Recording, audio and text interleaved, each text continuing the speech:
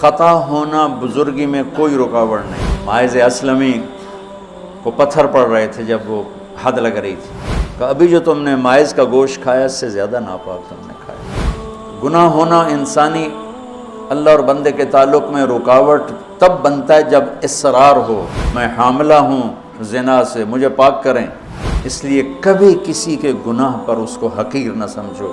ہاتھ جوڑتا ہوں۔ انہ من یتق، وہ انسان ہی نہیں جس سے خطا نہ ہو، اور پھر وہ انسان ہی نہیں ہے جو خطا پہ شرمندہ نہ ہو، پھر وہ شیطان ہے۔ خطا ہونا بزرگی میں کوئی رکاوٹ نہیں۔ صحابہ کی خطاؤں کو اللہ نے قرآن میں ذکر کیا، صحابہ سے ہر بڑے سے بڑی خطا ہوئی، اس میں ایک پیغام تھا کہ اتنے بڑے مقام والے سے بھی خطا ہو سکتی ہے اور اللہ کے تعلق میں کوئی کمی نہیں آ سکتی۔ توبہ۔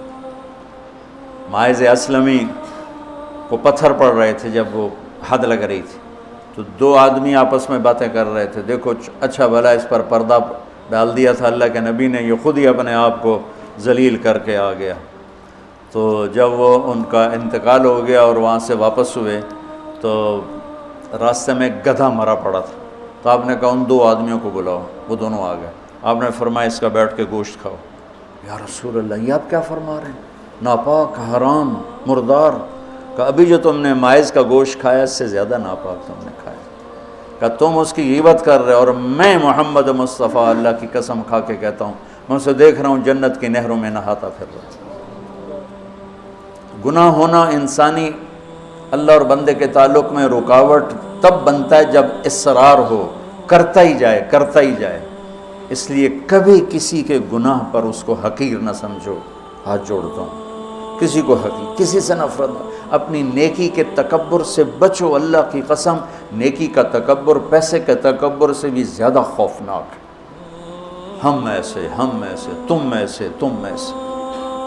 اور امرأہ غامدیہ رضی اللہ تعالیٰ عنہا سے برائی ہو گئی، حاملہ ہو گئیں، اور ان پر قربان جائیں، سبحان اللہ کے نبی کے پاس آئیں، میں ماعز کی طرح نہیں ہوں کہ آپ کہیں جا تو نے کوئی نہیں کیا، میں حاملہ ہوں زنا سے، مجھے پاک کریں۔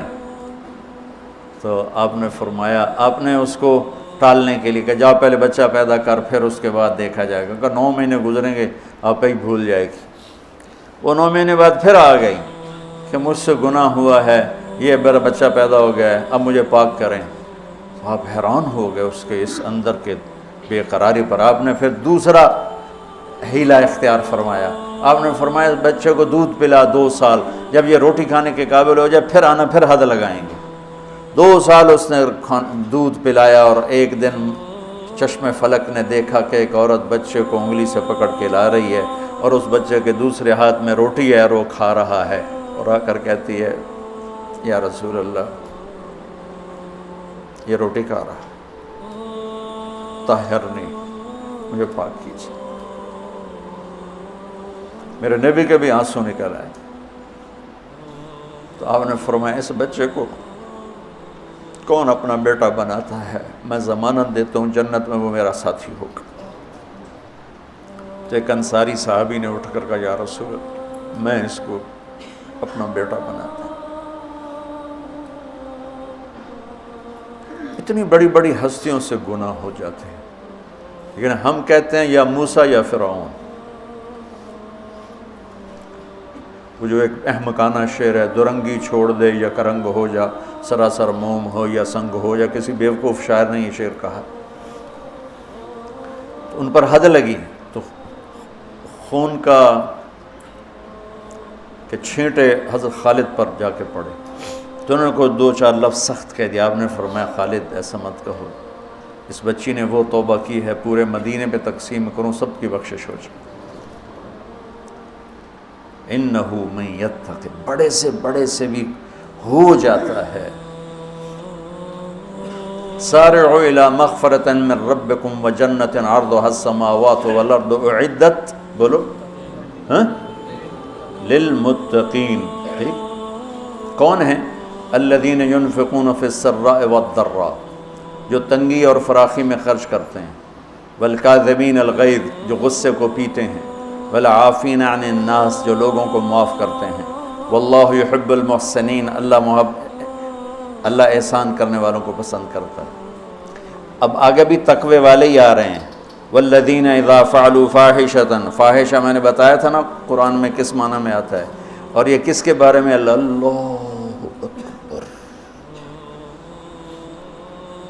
واہ میرے رب، تو نے اتنی گنجائشیں دی اور تیرے بندوں نے جہنم ہی واجب کر دی تیرے بندوں پر۔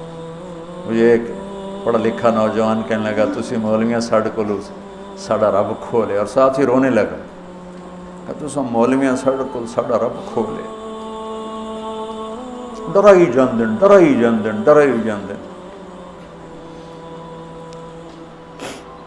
والذین اذا فعلوا فاحشۃ، یہ بھی تقوی والے ہیں، او ظلموا انفسهم، یہ بھی تقوی والے ہیں، ذکروا اللہ فاستغفروا لذنوبہم ومن یغفر الذنوب الا اللہ ولم یصروا علی ما فعلوا۔ یہاں آ کے جدا ہو گیا، متقی اور فاسق جدا ہو گیا کہ متقی بھی یہ سارے گناہ کر سکتا ہے لیکن وہ چھوڑ دیتا ہے، اصرار نہیں کرتا، روتا ہے، معافی مانگتا ہے، اور جو بدماش ہوتا ہے وہ کرتا جاتا ہے، وہ کہتا ہے ویکھی جائے گی ویکھی جائے گی۔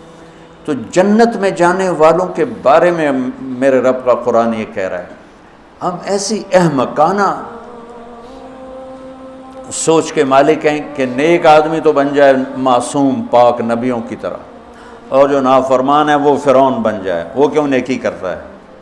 میرا کالج کا ساتھی تھا احمد مصطفیٰ، 96 میں فوت ہو گیا۔ اس کا چلہ لگا تو سارے عیب چھوٹ گئے، صرف شراب رہ گئی تھی، تو وہ نشے میں اس کے دوستوں نے اس کو گھر کے دروازے کے سامنے اتارا تو وہ دروازے پر ہی گر کے پڑا ہوا تھا۔ تو پولیس کی گزری وین تو انہوں نے اٹھا کے ڈالا اور چوکی لے گئے۔ صبح اس کی آنکھ کھلی تو روشنی ہو رہی تھی، تو اس نے سپاہی بھی جانتے تھے، اچھا بڑے آدمی کا بیٹا تھا، خود بھی کافی مشہور تھا، تو اس نے کہا یار جلدی جلدی مصلی لوٹا لاؤ، میں نے نماز پڑھنی۔ تو کہنے لگا راتی کی کر دے رہے ہو؟ تو کہنے لگا اسے واسطے تو نماز پڑھن لگا کہ منہ کالا کیتا ہے دھو بھی لواں۔ اور ہمارا کیا تصور ہے، تیری روٹی حرام، تجھے نمازوں کا کیا فائدہ، تو داڑھی منڈاتا ہے، تیرا کیا دین ہے، تیری شکل ہی کافروں جیسی ہے، تیرا کیا دین ہے۔ ہمارے دیندار طبقے نے بے دینی کو پروموٹ کیا نفرت کر کے۔ دین تو سراپا محبت، سراپا